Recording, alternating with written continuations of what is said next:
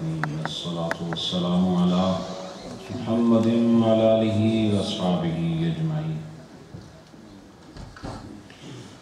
حاضرین محترم، سوز و گداز و ساز و آواز میں ڈوبی ہوئی نعتیہ شاعری کو آپ احباب نے سنا۔ یہ ذوق بھی ہے، یہ شوق بھی ہے، یہ بارگاہ رسالت میں حاضری بھی ہے۔ سبحان اللہ۔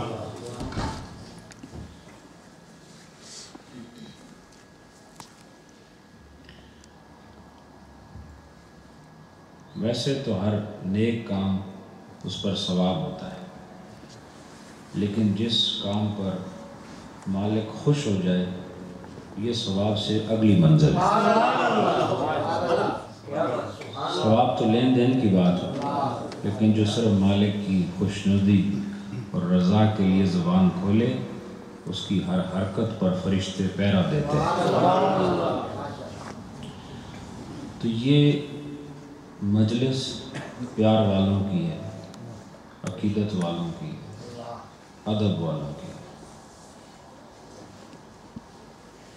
پیار وہی ہوتا ہے جس میں ادب بھی ہو۔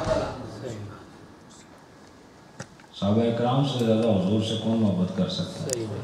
لیکن اسی وقت ایک وقت میں وہ ادب کا نمونہ ہے جبکہ حقیقت میں محبت میں سب سے آگے نظر آتے ہیں۔ ہم نے ادب بھی وہیں سے سیکھا، محبت بھی وہیں سے سیکھا، اور میں یہی چاہتا ہوں کہ جو لوگ صوفیاء کرام کے ساتھ وابستہ ہیں یہ خشک قسم کے مسلمان نہیں ہوتے، ان کے چہرے اور ان کی روحیں سب عشق مصطفیٰ میں تر نظر آتے ہیں۔ یہ خوبصورت لوگ ہیں۔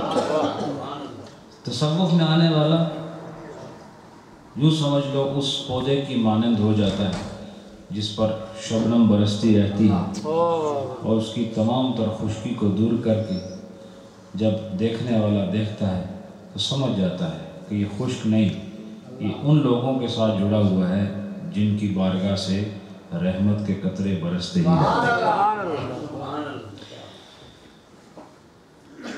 اور اس بندھن میں، اس رشتے میں آنے والے، اس لڑی میں پروئے جانے والے یہ صوفی قسم کے خوبصورت موتی، اس کی حفاظت پھر وہی لڑی کرتی ہے جس لڑی میں یہ پروئے ہوتے ہیں، اور وہ لڑی کیا ہے؟ وہ ہوتا ہے شیخ طریقت۔ شیخ لڑی کمزور ہو تو دانے گر سکتے ہیں، لڑی مضبوط ہو تو پھر دانوں کی حفاظت ہوتی ہے۔ اور تصوف کا مقصد یہ ہے کہ انسان دنیا سے حفاظت کے ساتھ جائے، اور دنیا سے حفاظت کے ساتھ جانا کا مطلب کیا ہے؟ یہ جسم حفاظت کے ساتھ چلا جائے، یہ حفاظت نہیں۔ دنیا سے حفاظت کے ساتھ جانے کا مطلب یہ ہے کہ جس پر انسان دلیل ایسی دے کہ کوئی مانے یا نہ مانے اس کا اپنا دل مطمئن ہو، اور وہ کیا ہے کہ دنیا سے کامیاب اور محفوظ ہو جاتا ہے، حفاظت کے ساتھ ہو جاتا ہے، جس پر ساری زندگی شیطان اپنے مکر، دجل، فریب اور شیطنت کے وار کرتا رہا اور شریعت مصطفیٰ اس کی حفاظت کرتی رہی۔ شیخ طریقت اس کو صراط مستقیم پر چلاتا رہا، اس راستے پر یہ قائم رہتے ہوئے ملک الموت سے مل گیا تو یہ حفاظت کے ساتھ چلا، اور جسے یہ منزل حاصل نہ ہوئی وہ محفوظ نہ جا سکا، اس کی روح زخمی ہو گئی، اس کا ایمان لٹ گیا، اعمال ساتھ نہ لے جا سکا۔ اللہ ہم سب کو یہ جو نسبت کی دولت اس نے دی ہے اس کی بھی حفاظت عطا فرمائے۔ اور میں فخر سے کہتا ہوں کہ ہم اپنے ساتھ تعلق رکھنے والوں کے ساتھ تعلق کو نبھانے کے لیے اجداد کے ناموں کا سہارا نہیں لیتے بلکہ اجداد کے کردار کا سہارا لیتے ہیں۔ نام لینے والے بہت ملیں گے آپ کو، لیکن اجداد کا سراپا، ان کی سیرت اور ان کی صورت اپنے اندر لے کر میدان عمل میں اترنا مردان حق کا کام ہوتا ہے، ہر آدمی کا کام نہیں ہوتا۔ اور اس کی ایک تصویر اور اس کی ایک تشریح اور اس کی ایک توضیح یہ ہے جو آپ کے سامنے اس کتاب کی شکل میں نظر آئے۔ نرا یہ کہتے نا کہ میں پیر زادہ ہوں، صاحب زادہ ہوں، شیخ زادہ ہوں، یہ عبث بات ہے، اس کی کوئی قیمت نہیں۔ ہم یہ کہتے ہیں اس دور کے فتنوں کا مقابلہ پیر زادوں سے نہیں ہونے والا۔ پیر زادہ وہی ہے جو اپنے خاندان کی وجاہت کو علم کی روشنی میں محفوظ کرے۔ اگر اس کے پاس علم نہیں تو وہ رہنمائی کا حق کیسے ادا کر سکتا ہے؟ وہ نرے وظیفوں پر تو بات نہیں بنی یا جذباتی تقریروں پر۔ جس کے پاس علم نہیں ہے وہ قائد نہیں بن سکتا۔ وہ قائد بن سکتا ہے لیکن قائد نہیں بن سکتا۔ اب یہ بھی تو عربی کا کمال ہے نا کہ کاف دو نقطیاں سے ہو تو قائد کوئی اور ہوتا ہے، اور کاف کش والے کشمیر سے ہو تو مطلب اور ہوتا ہے۔ اب یہ بھی اسی کو پتا ہو جس نے کوئی مدرسے کا منہ دیکھا ہو، اگر یہ قاف دو نقطے سے ہو تو اس کا مطلب ہوتا ہے قیادت، قائد، امامت کرنے والا، اور اگر کاف کشمیر والے کش والے کاف سے ہو تو اس کا مطلب ہوتا ہے دھوکہ دینے والا۔ تو دونوں جو ہیں قائد پڑے جاتے ہیں، ایک بڑے کاف کے ساتھ ہے، ایک چھوٹے کاف کے ساتھ۔ بڑے کاف والا بڑا کام کرتا ہے اور چھوٹے کاف والا چھوٹا ہی کام کرتا ہے۔ بارہ اللہ خوش رکھے۔ الفصل الثانی، یہ دوسری فصل ہے، فی ما، اس بیان میں، یکرہ فی الصلاۃ و ما لا یکرہ، جو چیزیں نماز کے اندر مکروہ ہیں اور جو چیزیں نماز میں مکروہ نہیں ہیں، یہ ان کے بارے میں۔ یاد رکھو جب نماز میں مکروہ فعل سرزد ہو جائے اور وہ مکروہ تحریمی ہو تو ایسی نماز کو دوبارہ لوٹانا واجب ہوتا ہے۔ ایسی نماز کو بولتے نہیں آپ لوگ، دوبارہ لوٹانا واجب ہوتا ہے۔ اس لیے جو نماز سے محبت کرتے ہیں تو وہ ان چیزوں پر بھی غور کریں گے کہ کہیں یہ نماز کے دوران ہم سے کمٹ نہ ہو جائیں، سرزد نہ ہو جائیں، ان کو غور سے سننا۔ پیچھے جو بیان ہے وہ گزر گیا۔ یکرہ للمصلی ان یعبث بثوبہ او لحیتہ او جسدہ، کہتے ہیں کہ نمازی کے لیے یہ بات مکروہ ہے کہ وہ اپنے کپڑوں کے ساتھ، اپنی داڑھی کے ساتھ یا اپنے جسم کے ساتھ کھیلے۔ آپ نے دیکھا ہوگا اکثر لوگ حالت نماز میں کوئی ایسے ایسے کر رہا ہوتا ہے، بار بار یعنی نماز بھی پڑھ رہا ہے اور کپڑوں سے کھیل ہوئے ہے، کوئی داڑھی میں ایسے ایسے کر رہے ہوتے ہیں، دیکھیں نا آپ۔ یہ فعل کیا ہے؟ بولے نہیں آپ، مکروہ ہے۔ کیا ہے؟ تو جو آدمی ایسے نماز کی حالت میں کپڑوں سے، جسم سے، داڑھی کے ساتھ کھیل رہا ہو تو وہ فعل مکروہ کا مرتکب ہوا، اور یہ نماز تو ہو جائے گی لیکن ناقص ہوگی، اس کو دوبارہ پڑھنی ہے۔ اس کا دوبارہ پڑھنا واجب ہے، فرض نہیں لیکن واجب ہے، مکروہ تحریمی ہے۔ کیا وجہ ہے؟ وجہ یہ ہے کہ یہ کھیلنے کا وقت نہیں ہے، رب کے حضور حاضری کا وقت ہے، یہ کھیلنے کا وقت ہے۔ جب نماز سے فارغ ہو جاؤ پھر کھیلتے رہو۔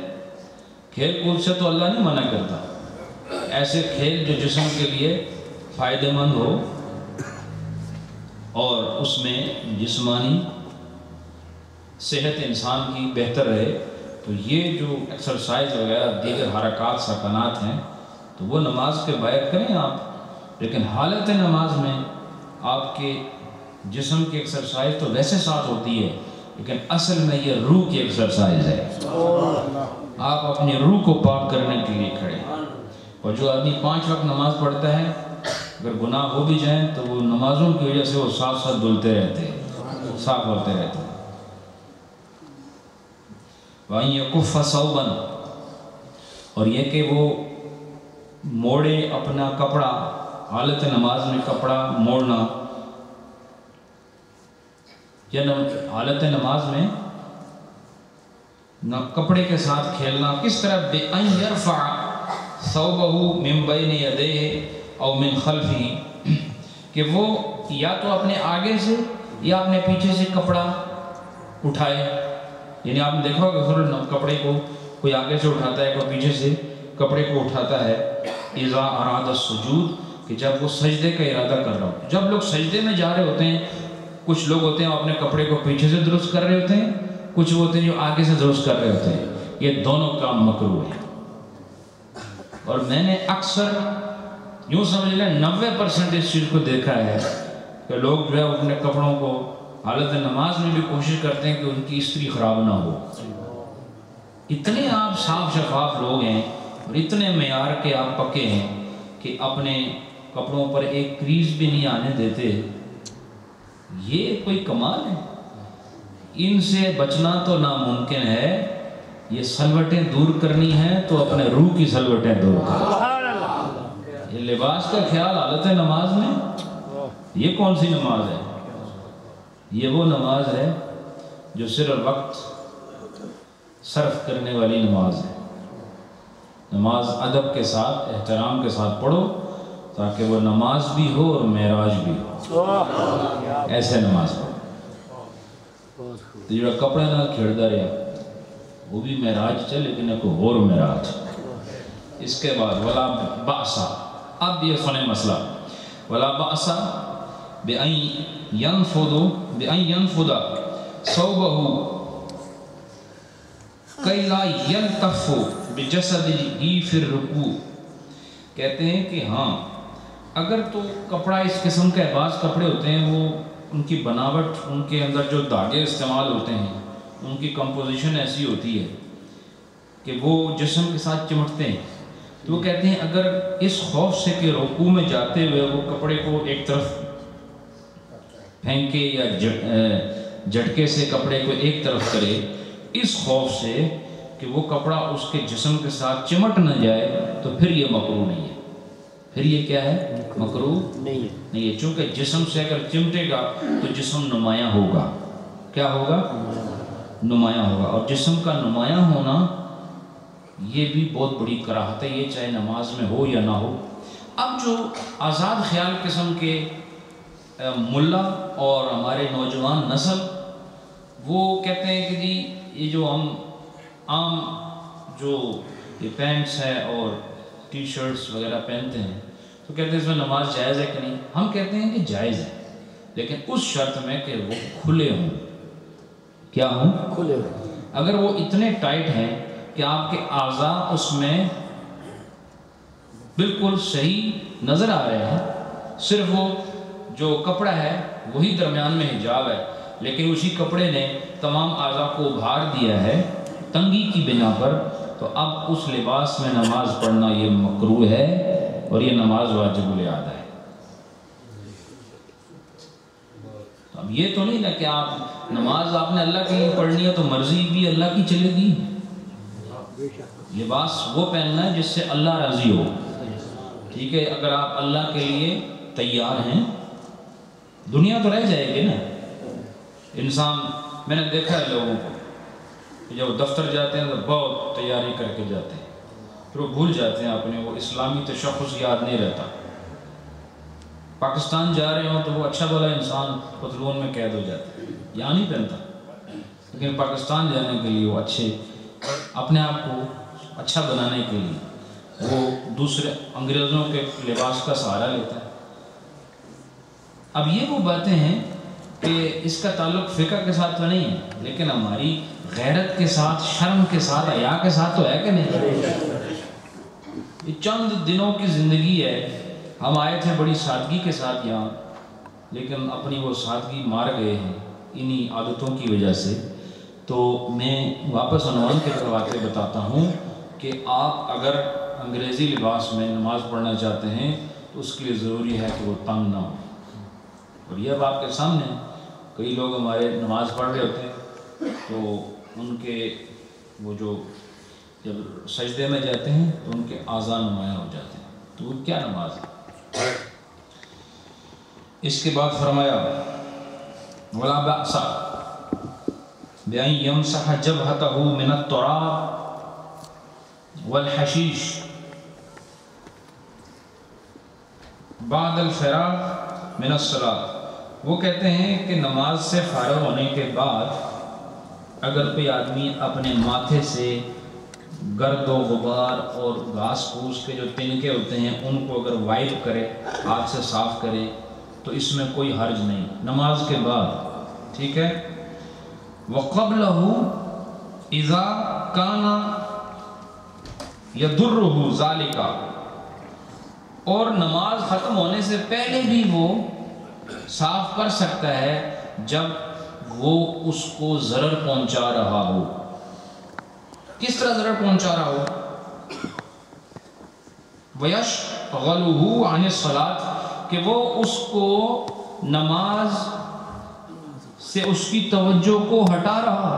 مثلا یہاں پر اگر خاک کے ذرے لگے ہیں یا وہ گھاس پھوس کے تنکے یہاں چمٹ گئے ہیں، پتہ ہے نا دیہاتوں میں ایسا ہوتا ہے، اب یہ یہاں تو نہیں ہے نا لیکن پاکستان میں تو ایسا ہوتا ہے، وہاں چٹائی کی صفیں ہوتی ہیں تو بعض اوقات وہ بھی نہیں ہوتی، بعض اوقات دریوں کی صفیں ہوتی ہیں اور پھر وہ ہوا اور مٹی اڑتی ہے تو وہ دریوں پر بھی آتی ہے۔ جب آدمی سجدہ کرتے ہیں تو ماتھے پر ذرے لگ جاتے ہیں اور پسینہ بھی آتا ہے، جب پسینہ آتا ہے تو چمٹ جاتے ہیں۔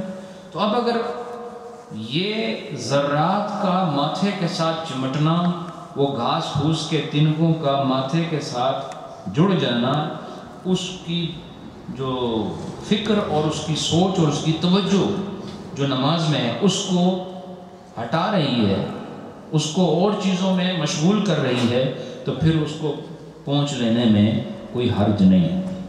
لیکن اگر اس کو ایسی کوئی پریشانی نہیں ہے تو بلا وجہ ماتھے کو صاف کرنا اس کی کوئی ضرورت نہیں۔ یہ مسئلہ ہے کس کا؟ اب میں عرض کرتا ہوں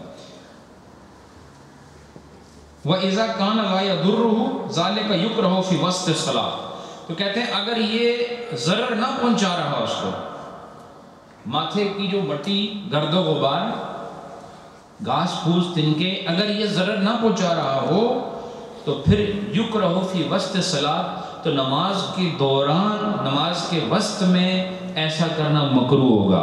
مکروہ ہوگا تو نماز واجب الادا ہوگی اگر نماز کے وسط میں کرے گا۔ لیکن کہتے ہیں ولا یکرہ قبل التشہد والسلام، لیکن تشہد اور سلام سے پہلے اگر اس نے ایسا کر لیا تو پھر مکروہ نہیں ہوگا۔ یعنی اتحیات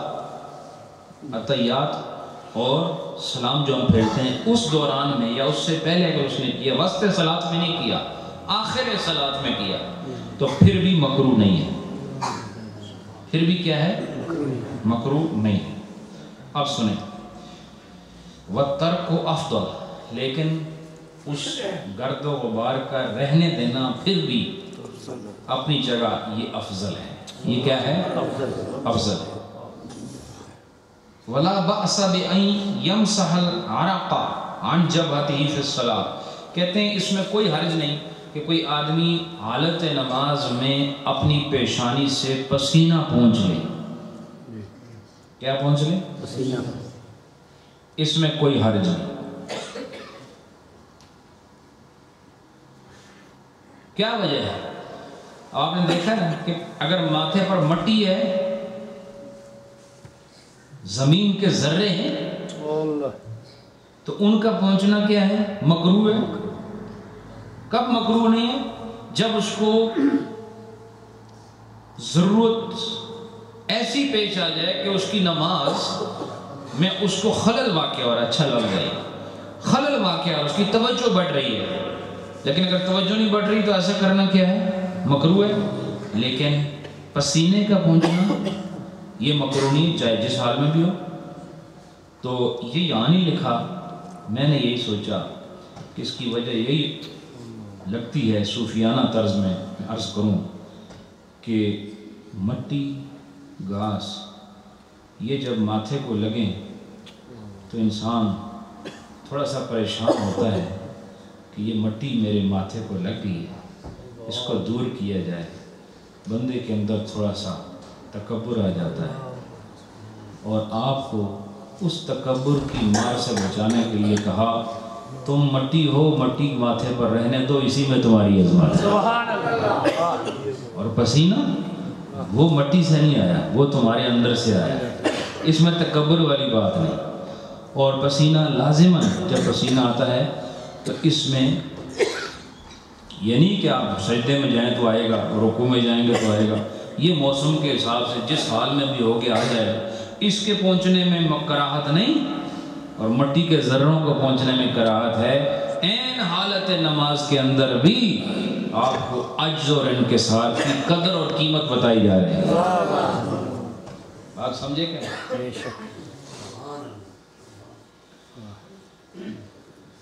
فرمایا کل عمل ہوا مفید اللہ بأس بہ للمصلی، اور ہر وہ کام جو نمازی کے لیے حالت نماز میں مفید ہو۔ مفید کیا ہوگا؟ حالت نماز میں کون سا کام مفید ہوگا نمازی کے لیے؟ نمازی کے لیے، انسان کے لیے نہیں۔ انسان کے لیے تو دودھ بھی مفید ہے، روٹی مفید ہے، تو کیا وہ کھانا شروع کرے گا نماز کے؟ بولو، دوائی مفید ہے تو کھاؤ گے نماز کے دوران؟ یہ کہتے ہیں نہیں، نمازی کے لیے جو مفید ہے، نمازی کے لیے جو مفید ہوگا یہ وہ ہوگا جس سے انسان کو نہیں بلکہ اس کی نماز کو فائدہ ہوگا۔ کس کو فائدہ ہو؟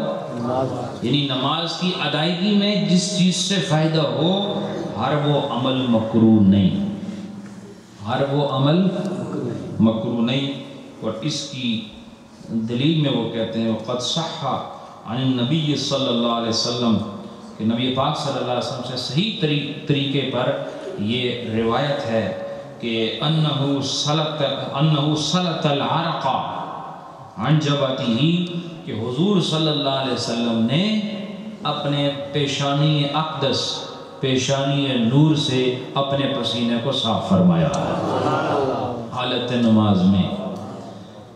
تو آپ نے یہ عمل کیا، تو آقا علیہ السلام کا یہ فعل یہ آپ کو چھوٹ دیتا ہے کہ اگر آپ کے بھی ماتھے پر پسینہ آ جائے تو آپ مٹ سکتے ہیں۔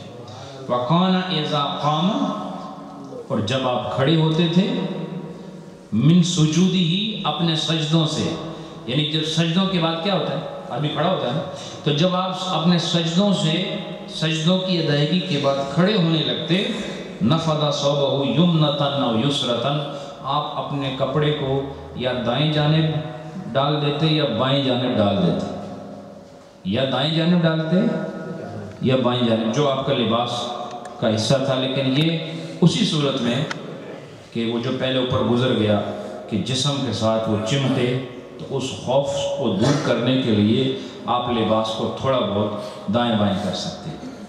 لیکن ہمارے یہاں عادت ہے کہ آپ اکثر دیکھیں گے جتنے بھی لوگ سجدے سے کھڑے ہوتے ہیں وہ اپنی قمیض ضرور درست کرتے ہیں، تقریباً آپ اکثر لوگوں کو دیکھیں گے۔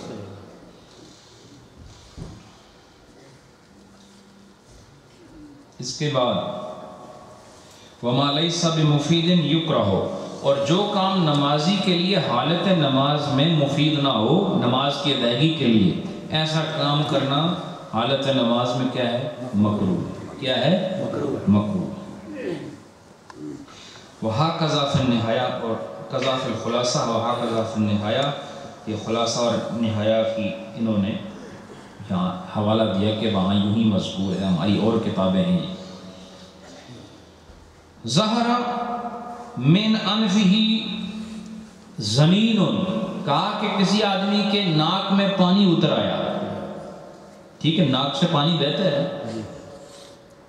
ناک سے پانی اتر آیا، فی الصلاۃ، نماز کے اندر۔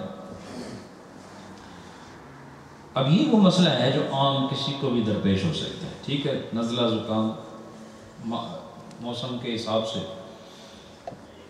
اولا من فمسحہ اولا من ان یقطر منہ علی الارض، تو وہ کہتے ہیں کہ وہ جو اس کے ناک میں پانی اترا، بجائے اس کے کہ وہ پانی زمین پر قطرہ قطرہ ہو کر گرے، اس سے زیادہ بہتر ہے کہ وہ اسے صاف کر لیں۔ کیا کر لیں؟ صاف کر لیں۔ اب یہ چونکہ اسلام طہارت کا مذہب ہے نا، صفائی کا مذہب ہے، ویسے اگر آپ ناک صاف کریں گے تو اس کے لیے آپ کو تھوڑا بہت عمل جو ہے وہ کرنا پڑے گا۔ ظاہر ہے بات آپ کیسے صاف کریں گے؟ ایسے نہیں کہ ہاتھ سے صاف کر لیں گے۔ ظاہر ہے کوئی آپ آج کل کے اس جدید دور میں تو رومال کہنا تو جائز ہی نہیں، ٹیشو کا دور ہے، ٹھیک ہے نا؟ تو یہ اب رومال کو تو اس میں فتویٰ لگ سکتا ہے، تو ٹیشو کا دور ہے، تو ٹیشو آپ نے نکالنا ہے اور ناک کو صاف کرنا ہے۔ تو اگر آپ اس کو ایسے رہنے دیں گے تو اس سے کیا ہوگا؟ اس سے جو ہے وہ کراہت اور بڑھے گی اور انسان اچھا بھی نہیں لگے گا کیونکہ بارگاہ خدا میں کھڑا ہے۔ تو اب یہ وہ کام ہے جو نمازی کے لیے حالت نماز میں نماز ادا کرنے کے لیے مفید ہے نا؟ اس لیے یہ مکروہ نہیں ہے، یہ مکروہ نہیں ہے۔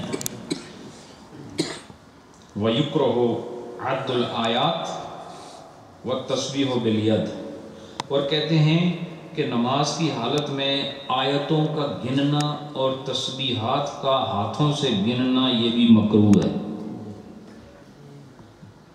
نماز کے اندر ایسے ایسے یہ دیکھو، یہ ہاتھ ہے نا، تو ہم لوگ ایسے ہی گنتے ہیں نا، ایسے ایک انگلی میں 3 ہم گنتیاں کرتے ہیں۔ تو کہا کہ کوئی آدمی حالت نماز میں آیتیں گن رہا ہے تو ایسے کر کے گن رہا ہے یا تسبیحات پڑھ رہا ہے اور ہاتھ سے گن رہا ہے، تو فرماتے ہیں کہ یہ مکروہ ہے، لیکن اس میں تھوڑا اختلاف ہے۔ وعن ابی یوسف و محمد رحمہم اللہ تعالی، امام محمد اور امام ابو یوسف ان سے جو روایت ہوئی ہے کہ لا بأس بذلک، کہ اس میں کوئی حرج نہیں کہ وہ ہاتھوں سے اگر گن رہا ہے، تو امام محمد اور امام ابو یوسف یہ فرماتے ہیں کہ اس میں کوئی حرج نہیں۔ ثم قیل الخلاف فی الفرائض ویجوز فی النوافل بالاجماع، کہتے ہیں کہ پھر ایک قول کیا گیا ہے کہ فرضوں کے اندر تو یہ مکروہ ہے اور نفلوں کے اندر یہ جائز ہے اور اس پر اجماع ہے، یہ ایک قول بتا رہے ہیں۔ پھر کہتے ہیں وقیل الخلاف فی النوافل، کہ نوافل اور فرائض کے درمیان ایک اور اختلاف کو بیان کیا گیا، وہ کیا ہے کہ نفل جو ہیں اس میں جائز ہے، ولا یجوز فی الفرائض، فرائض کے اندر یہ جائز نہیں، بالاجماع، اجماعی طور پر یہ مسئلہ ثابت ہے۔ والازہر، لیکن سب سے زیادہ ظاہر قول یہ ہے ان الخلاف فی الکل، کہ اختلاف ہر مسئلے کے اندر موجود ہے، بعض نفل میں بھی نہیں مانتے، بعض فرضوں میں نہیں مانتے، بعض دونوں میں نہیں مانتے، کچھ نفلوں میں مانتے ہیں گن سکتے ہو، کچھ فرضوں میں مانتے ہیں گن سکتے ہو، کوئی دونوں میں نہیں مانتے۔ کہتے ہیں ہر حال میں اختلاف موجود ہے۔ اب جب اختلاف ہر حال میں موجود ہے تو حل تو پیش کرنا ہے، حل وہ بتا رہے ہیں۔ قال مشایخنا، کہ ہمارے مشایخ نے فرمایا وَإِنْ احْتَاجَ الْمَرْءُ إِلَى الْعَدِّ، کہا کہ اگر کوئی انسان گننے کے لیے محتاج ہو جائے کہ اس کے بغیر گزارے ہی نہیں، کہ گننے کے بغیر اس کا گزارا نہیں، عَدَّهُ اشارتا، تو کہا کہ وہ اشارے سے گنے۔ کیسے گنے؟ اشارے سے گنے۔ ولا انصاصا، اور وہ ظاہری طور پر نہ گنے بلکہ کیا کریں؟ اشارے سے گنے۔ وہ آگے بتائیں گے وَيَعْمَلُ مُضْطَرُّ بِقَوْلِهِمَا، اور مجبور آدمی جو ہے وہ حضرت امام ابو یوسف اور امام محمد جو ہیں ان کے قول پر عمل کر لیں۔ ان کا قول یہ ہے کہ کوئی حرج نہیں ہے، یہ اس کے لیے جو مجبور ہے۔ مجبور وہ ہوتا ہے جس کو یادداشت ہی نہیں، اس کو یاد رہ ہی نہیں سکتا۔ مثلا بعض ایسی نمازیں نوافل جس میں کلمات زیادہ ہوتے ہیں، جیسے صلاۃ تسبیح ہے، صلاۃ تسبیح ہے کہ نہیں؟ صلاۃ تسبیح کون سی ہوتی ہے؟ جس میں تسبیح گلے میں ڈال کے نماز وہی ہوتی ہے نا؟ کون سی ہوتی ہے؟ 75 بار۔ ہاں 75 بار تو ہے، لیکن کل کتنی بار ہے؟ 300 مرتبہ. کتنی بار؟ 300 مرتبہ. کیا یہ تسبیح تسبیح تسبیح کیا پڑھنا ہے؟ ہاں پڑھو نا تیسرا کلمہ سبحان اللہ الحمد للہ لا الہ الا اللہ اللہ اکبر اللہ اکبر وللہ الحمد. یہ ہے نا، یہ تسبیح ہے. تو یہ تسبیح پڑھنی ہے 300 بار. ٹھیک ہے. یا 300 بار ہمارے بابوں کو یہ یاد نہیں رہتا کہ ابھی کھا کے کیا آئے ہیں، تو ان کو تسبیح کہاں سے گنتی یاد رہے. اب یہ محتاج ہے، یاد نہیں رہتا، تو اب تو جوانوں کو بھی یاد نہیں رہتا. اور اس میں سب سے بڑا مریض میں خود آپ کے سامنے بیٹھا ہوں. میری اپنی یادداشت جو ہے وہ نہ ہونے کے برابر. میرے ساتھیوں کو پتہ ہے سب کو. تو اب یہ ہے کہ وہ کہتے ہیں کہ جو مجبور آدمی ہے وہ صاحبین کے قول پر عمل کرے. اور وہ کون ہیں؟ امام ابو یوسف اور امام محمد، ان کے قول پر عمل کرے.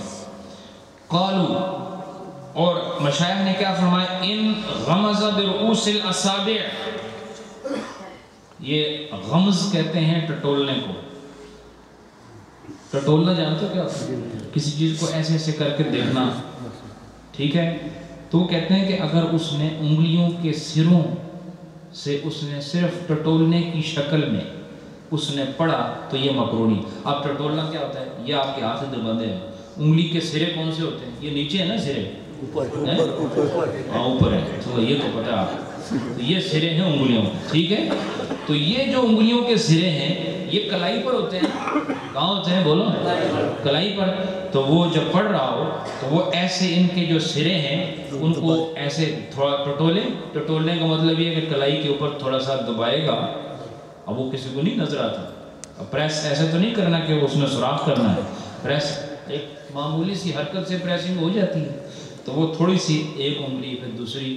یہ ہوتا ہے ایسا عمل کہ جو کسی کو نظر بھی نہ آئے اور تمہارا کام بھی بن جائے. ٹھیک. تو یہ دیکھیں طریقے وہ خود بتا رہے ہیں.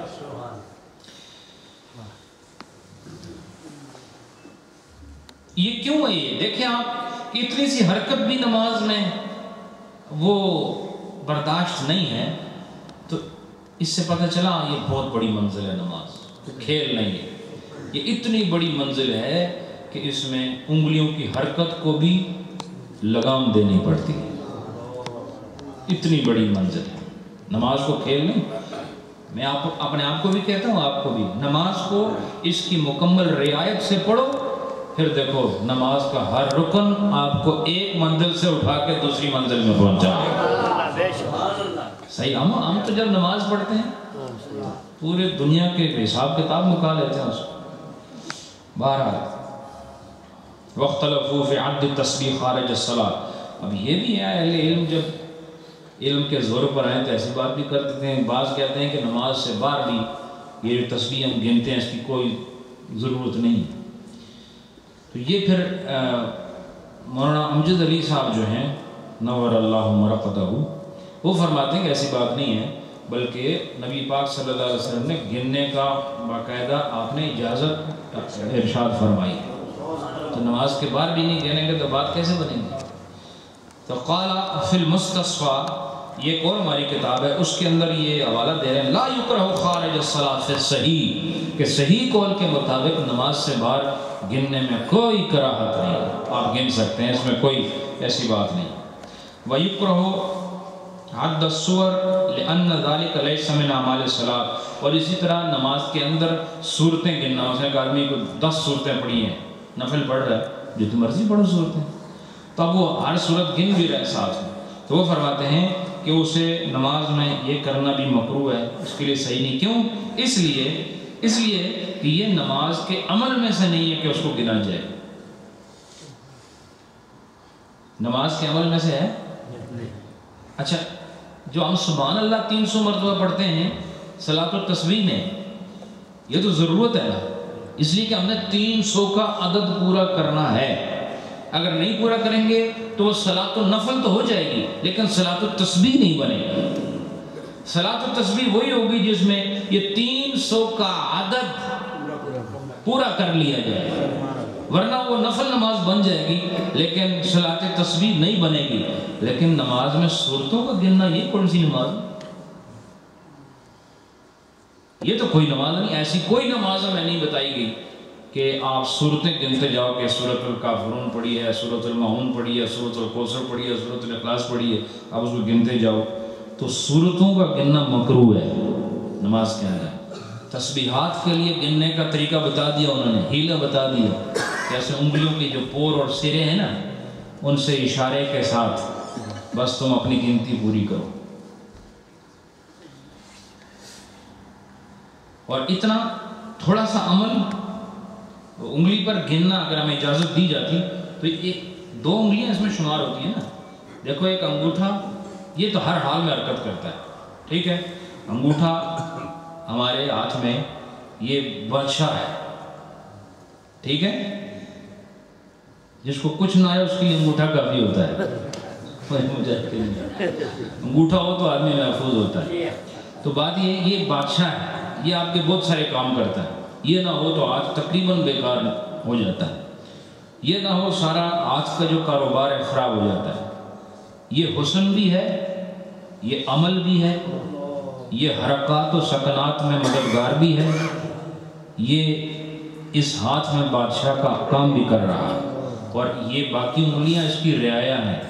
تو بادشاہ نہ ہو تو رعایا کا کام خراب ہی ہوتا ہے. تو یہ حرکت ضرور کرتی ہے. یہ آپ جب گنتی کرتے ہیں یہ ساتھ ہوتا ہے، ٹھیک ہے، یہ ساتھ ہوتا ہے. تو یہ جب آپ حرکت کریں نا 1 2 3 4 5، اب یہ حرکت زیادہ ہے، اس کی اجازت نہیں ہے. اس کی اجازت امام محمد اور امام ابو یوسف نے دی ہے، لیکن ہمارے مشاہد نے کہا نہیں، انگلیوں کے جو پور ہیں، سرے ہیں، ان کو تھوڑی تھوڑی حرکت دو. یعنی آپ کو اتنی سی حرکت سے بھی روکا جا رہا ہے. جب اتنی پابندی ہے حرکت میں تو جو اس سے بچ جائے گا اس کو پھر نماز کی ہر حرکت پر خدا جتنا اجر دے گا وہ ہمارے وہم و گمان سے بہت. اتنی پابندی کرو گے نماز اتنی بلند ہوگی، جتنی سستی کرو گے تو بس ایک عادت پوری کرنے والی بات ہے. اس کے بعد فرمایا وَكَرِهَ تَقْلِيبُ الْحِصَى إِلَّا اللَّهَ يُمْكِنُهُ مِنَ السُّجُودِ فَيُسَوِّهِ مَرَّةً أَوْ مَرَّتَيْنِ وَفِي ظَاهِرِ الرِّوَايَةِ يُسَوِّهِ مَرَّةً. کہتے ہیں کہ اسی طرح کنکریوں کا، چھوٹے چھوٹے پتھر نہیں ہوتے، ان کا سجدے کی جگہ سے ان کو ہٹانا یا ان کو برابر کرنا، یہ اگر ایک قول کے مطابق 1 مرتبہ ہو یا 2 مرتبہ تو پھر خیر ہے، اور ایک قول کے مطابق صرف 1 مرتبہ ہو تب خیر ہے.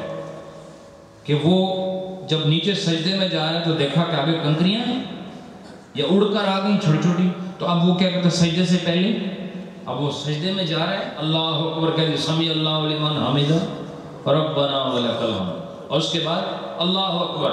اب اللہ اکبر کہہ کے سجدے میں جا رہے ہیں، تو جیسے سجدے میں کیا دیکھا کہ وہاں چھوٹے چھوٹے پتھر ہیں، کنکر ہیں، تو اس نے ان کو ہاتھوں سے یوں وائپ کیا، ان کو سیٹ اسائیڈ کیا، ایک طرف ان کو دھکیل دیا.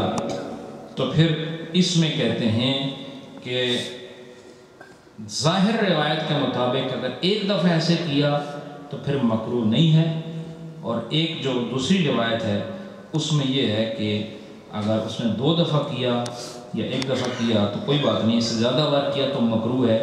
لیکن یہ مکروہ کب ہے؟ یہ مکروہ اگر ویسے اس نے بلا ضرورت کیا تو پھر 1 دفعہ بھی مکروہ ہے.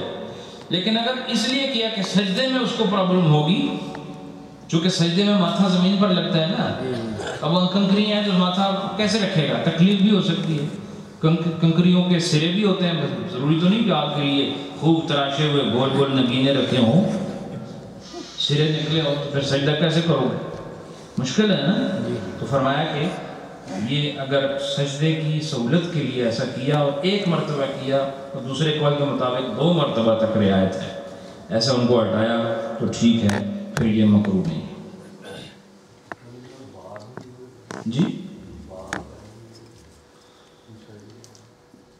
بال، یہ جو نہیں سر کے بال تو اس سے سجدے میں تو پریشانی نہیں.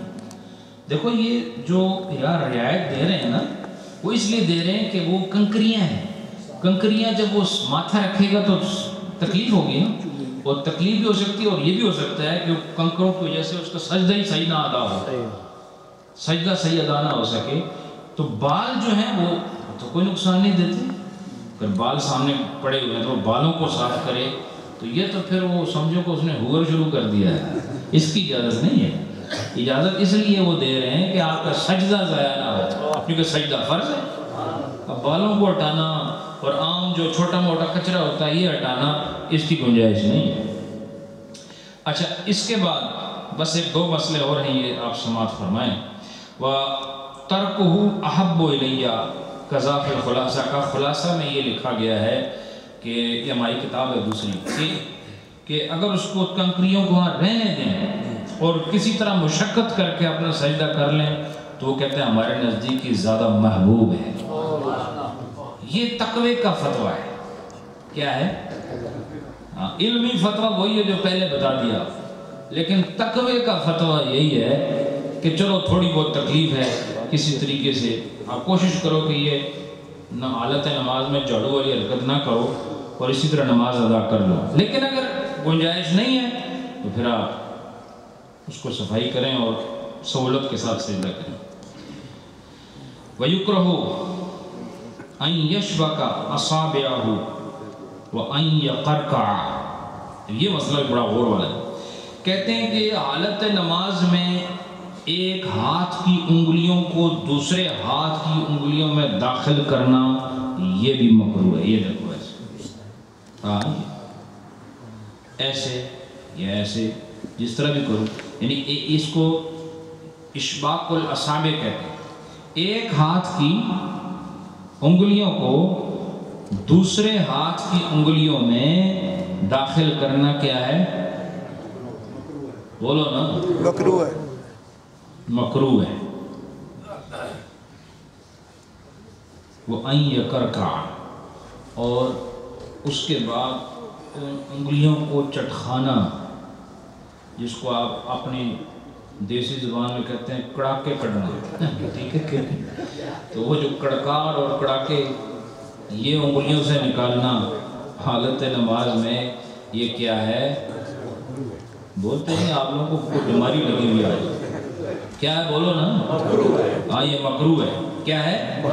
مکروہ ہے انگلیوں کو داخل کرنا، چونکہ یہ نماز کے اعمال میں سے نہیں ہے اور نہ یہ نماز کے لیے فائدہ ہے. بات یہ ہوئی تھی کہ جو نماز ادا کرنے کے لیے مفید ہو وہ جائز ہے. اب یہ انگلیوں میں انگلیاں داخل کرنا یہ وہ فعل ہے جو نماز کے اندر نہیں ہوتا، اس لیے یہ بھی مکروہ ہے. اور پھر اس کے بعد اس کے ان سے آوازیں نکالنا جوڑوں سے، ٹھیک ہے، اس کو مہذب زبان اردو میں چٹخانا کہتے ہیں کہ اس انگلیوں کو چٹخایا جائے. یہ کیا کیا ہوا؟ اچھا، یہ ایک گاڑی ہمارے کسی ساتھی کی آسٹرا EX08 NW، جس سائز کی ہو اس کو موو کریں. ماشاءاللہ. اچھا، کیا مسئلہ میں نے ابھی بتایا؟ انگلیاں ان کے کرنا کپنا ہے. ہاں پورا مسئلہ دسو جی. ہاں ایک بات. دوسری بات کیا ہے؟ ہاں کڑاکے. کڑاکے زیادہ چل لگا ہے کڑاکے والے سارے بولنے ہی نہیں. جب تک میں تمہیں کڑاکا نہ کٹا بولنے ہی نہیں ہوتا. مسئلہ یہ آپ کو بتا دیا کہ حالت نماز میں ایک تو انگلیاں نہیں چٹخانی ہے، ٹھیک ہے، اور دوسری کیا؟ ہاتھ کی انگلیاں دوسرے ہاتھ کی انگلی میں داخل نہیں کرنی. یہ مکروہ ہے. وَالْكَرْكَعَةُ أَن يَغْمِزَهَا، اور کرکعہ کی تعریف کر رہے ہیں کہ وہ اس سے آوازیں نکالے. کیا کرے؟ انگلیوں سے آوازیں نکالے. کس طرح؟ ان یغمزها، کہ وہ انگلیوں کو دبائے. کرکعہ کی تعریف کر رہے ہیں. یہ جو کڑاکے ہیں نا اس کو عربی میں کرکعہ کہتے ہیں، تو ملتا جلتا ہی نام ہے. تو وہ کہتے ہیں اس کی تعریف یہ کہ یا تو انگلیوں کو دبائے کیا کریں؟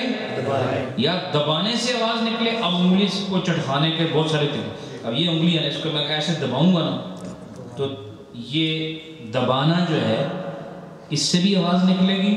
اور دوسرا کہتے ہیں او بمدھا حتی تسوتا یہاں تک کہ وہ انگلی کو دباتا رہے یا انگلی کو کھینچتا رہے. مد کہتے ہیں عربی زبان میں کھینچنے کو. مد کسے کہتے ہیں؟ کھینچنے. او بمدھا اسی لیے جو قاعدے میں بتاتے ہیں نا الف کے اوپر مد, الف مد اس کو کھینچنا ہوتا ہے, اس کو مد کہتے ہیں. یہ مد کا معنی کیا ہوتا ہے؟ کھینچنا ہوتا ہے. تو یہ اگر اس نے انگلی کو دبایا یا کھینچا یہاں تک کہ اس میں سے آواز نکلی تو یہ کرکا ہے. کیا ہے یہ؟ ہاں یہ جو ہے یہ نماز میں کیا ہے بولو؟ مکروہ ہے. والکرکعۃ خارج الصلاۃ. اچھا یہ ہاتھوں کی انگلیوں سے آوازیں نکالنا نماز کے باہر, یہ تو نماز کے اندر تھا نا. تو کہتے ہیں کرہھا کثیر من الناس. تو کہتے ہیں کہ اکثر علماء حق نے نماز کے باہر بھی اس کو مکروہ قرار دیا. نماز کے باہر بھی اس کو مکروہ قرار دیا. ویسے بھی آپ دیکھیں کہ اگر آپ بیٹھے ہوں ایک مجلس میں کوئی آدمی انگلیوں کے ساتھ کھیل رہا اور آوازیں نکال رہا ویسے ہی مایوب لگتا ہے. صحیح بات لگتا ہے کہ نہیں مایوب؟ تو یہ جو ہے مجھے صحیح ذہن میں نہیں, یا حضرت نوح علیہ السلام یا حضرت لوط علیہ السلام, ان دونوں میں سے کسی ایک نبی کی قوم کی یہ عادت تھی یہ انگلیوں سے آوازیں نکالنا. تو یہ اس کو اچھا نہیں سمجھا جاتا.